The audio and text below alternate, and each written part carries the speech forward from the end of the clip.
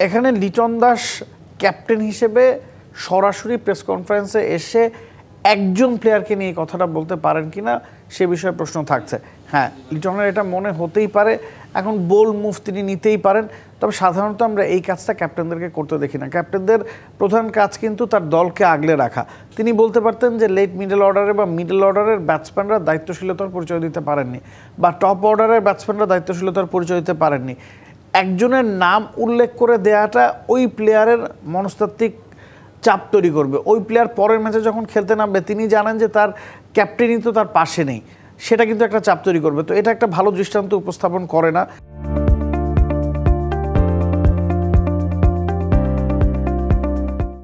কোনোভাবেই না তিনি একসাথে দু তিনজনের কথা বলতে পারতেন বা একটা স্পেসিফিক জোনের কথা বলতে পারতেন, সেক্ষেত্রে হয়তো আমরা এই বিষয়টা নিয়ে আলোচনা করতাম না। এখন লিটন হয়তো মনে করেছেন যে তিনি এভাবেই আসলে চলবেন, তিনি তার কথাটা এক একজনের ক্যারেক্টারিস্টিক্স এক এক রকম, তিনি সরাসরি বলতে চান। সরাসরি আপনি বলতে পারেন ড্রেসিং রুমে, সরাসরি বলাটা মিডিয়ার সামনে বা সবার সামনে আসলে ঠিক ক্যাপ্টেন্সি সুলভ দেখায় না।